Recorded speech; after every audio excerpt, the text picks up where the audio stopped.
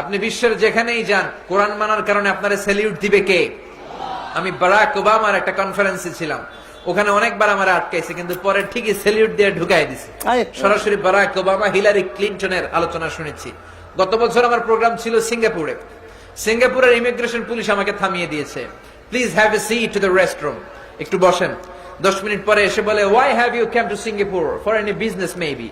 মনে হয় কোনো ব্যবসা করতে আপনি আসছেন? আমি বললাম, no, I just came for sightseeing, to have a look to Singapore, the natural attraction. আমি দেখতে এসেছি কত সুন্দর করে আপনারা সিঙ্গাপুরকে সাজিয়েছেন। ইমিগ্রেশন পুলিশ বলে, may I have a check to your bag sir? আপনার ব্যাগটা কি একটু চেক করতে পারি? আমি বললাম, for sure, why not, please have a look, have a check. Check করা শুরু করলো, পাসপোর্টের পৃষ্ঠা উল্টায় আর তাকায়। Why have you visited so many countries? এত দেশ ঘুরেছেন কেন? এত দেশে যান কেন? বললাম, আমি একজন রিসার্চার, এমব্রয়োলজি নিয়ে আমি গবেষণা করি। মায়ের পেটে বাচ্চার ভ্রূণটা কেমন করে বড় হয় এটা নিয়ে আমার গবেষণা, এটা কোরআনের ভেতরে আছে। সে বললে, is it okay? How come it's possible?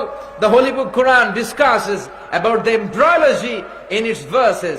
কোরআন তার প্রত্যেক আয়াতের মধ্যে scientific indication, natural phenomena, cosmic symbol, embryology নিয়ে গবেষণা করে, আমরা তো এটা জানি না। আপনি এগুলো কি বলছেন স্যার? তখন আমি দাওয়া দিতে শুরু করলাম, ভাবলাম একটা চান্স হয়েছে ভালো, কোরআনের কথাই খ্রিস্টানের ছেলেদের শোনায় দিই। লম্বা সময় তার সাথে গল্প, কোরআন নিয়ে কথা বলার পরে, আমার পরিচয় দেওয়ার পরে সে বলতেছে, I am really sorry for bothering you, please pass the immigration. আপনাকে এতক্ষণ বসা রাখার জন্য দুঃখিত, আপনি ইমিগ্রেশন পাস করেন। আপনি কোরআন নিয়ে, ইসলাম নিয়ে যেখানেই যাবেন, গোটা বিশ্বের দরবারে আপনার জন্য সম্মান আছে না নাই? চিল্লায় বলেন, আছে না নাই? এই জন্য কোরআন থেকে প্রেসক্রিপশন নিতে হবে। It's a problem solving methodology. আপনার যে কোনো সমস্যার সমাধান কোরআনে আছে না নাই? চিল্লায় বলেন, সব সমস্যার সমাধান দিতে পারে আল্লাহ। সব সমস্যার সমাধান দিতে পারে আল্লাহ। সমাধান চাও যদি জীবনে, মরণে ফিরে যাও, খুঁজে নাও, চোখ রাখো কোরআনে। পড়েন সবাই, সমাধান চাও যদি জীবনে, মরণে ফিরে যাও, খুঁজে নাও, চোখ রাখো কোরআনে। If you want the solution this দুনিয়া এন্ড আখিরা, go back, have a look to the holy কোরআনে। ঠিক কি না? জীবন মরণ, দুনিয়াতে আখিরাতে সব সমস্যার সমাধান দিতে পারে যে কিতাবটার নাম কি? চিল্লায় বলেন, কি নাম? এই কোরআনে কারীম, the best seller book ever in the world. পৃথিবীতে যেই বইটা সবচেয়ে বেশি বিক্রি হয়েছে, বইটার নাম কি? যেই বইটাকে ছাপাখানায় সবচেয়ে বেশি ছাপানো হয়েছে, বইটার নাম কি?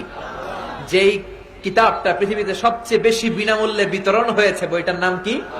এই পৃথিবীতে প্রিন্টেড কোরআন, ছাপা কোরআনের সংখ্যা অলমোস্ট 3 বিলিয়ন। এই পৃথিবীতে 600 কোটি মানুষের বসবাস, আর কোরআন ছাপানো এরকম কোরআনের বই আছে 300 কোটি। সুবহানাল্লাহ পড়বেন না?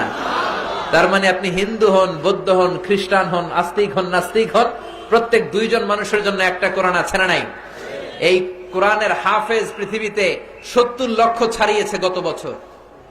সুবহানাল্লাহ বাড়িতে যে চিল্লায় পড়েন আল্লাহু আকবার। এজন্য কোরআন শিক্ষার গুরুত্ব আছে না নাই? ছেলে মেয়েদেরকে হাফেজ বানানোর দরকার আছে না নাই? আমার দেশের হাফেজরা কোন ইন্টারন্যাশনাল প্ল্যাটফর্মে যদি বসে, তাদেরকে প্রশ্ন করে কোরআন থেকে আটকাতে পারে, এরকম বিচারক আল্লাহর জমিনে পয়দা হয় নাই। আমাদের হাফেজ ফজলে রাব্বি আদেল গোটা বিশ্বব্যাপী হাফেজ হয়েছে। হাফেজ নাজমুস সাকিবের কথা আমি বলি, গোটা বিশ্ব কাঁপিয়ে 1 নম্বর হাফেজ। হাফেজ তারিকুল ইসলাম নাম্বার 1 হাফেজ। হাফেজ জাকারিয়া গোটা বিশ্ব কাঁপানো হাফেজ। চিল্লায় এখন ঠিক কিনা? এখন গোটা বিশ্ব দরবার এই কোরআনের কারণে আমাদেরকে চিনতে শুরু করেছে। একটা সময় ছিল তখন শুধু আমাদের মিলিটারির জন্য আমাদেরকে চিনত, আমাদের সেনাবাহিনী, আমাদের অহংকার, আমাদের গর্ব। সাউথ আফ্রিকার বিভিন্ন দেশে পিস কিপিং মিশন, শান্তিরক্ষী বাহিনী হিসেবে তারা অনেক সম্মান কুড়িয়েছে, বিশেষ করে সিয়েরা লিওনে, তাই না? সিয়েরা লিওনের ফ্রি টাউনে আমাদের ভাষাকে ওরা নিজেদের ভাষা বলে, সেকেন্ড ভাষা বলে ঘোষণা দিয়েছে। এই সেনাবাহিনীর কারণে আগে বিশ্ব আমাদেরকে চিনত। আমাদের গার্মেন্ট শিল্পের কারণে চিনত, পোশাক শিল্প। আমাদের রাজস্ব আয়ের সিংহ ভাগ আসে ওখান থেকে। এমনকি ডোনাল্ড ট্রাম্প তার নির্বাচনী প্রচারণায় একটা লাল ক্যাপ ইউজ করেছিল। ওই ক্যাপের মধ্যে লেখা ছিল মেক আমেরিকা গ্রেট এগেন, আমেরিকাকে আবার গ্রেট বানাও। ওই টুপিটাও ছিল মেড ইন বাংলাদেশ। সুবহানাল্লাহ কইতে পারলেন না? এই সেনাবাহিনী এই কাপড়ের কারণে আমাদেরকে চিনত, আমাদের প্রিয় মাতৃভাষার কারণে আমাদেরকে চিনে। কারণ 21 ফেব্রুয়ারিতে 21শে ফেব্রুয়ারি শুধু আমাদের এই মাতৃভাষা দিবস নয়, এটা এখন ইন্টারন্যাশনালি রেকগনাইজড।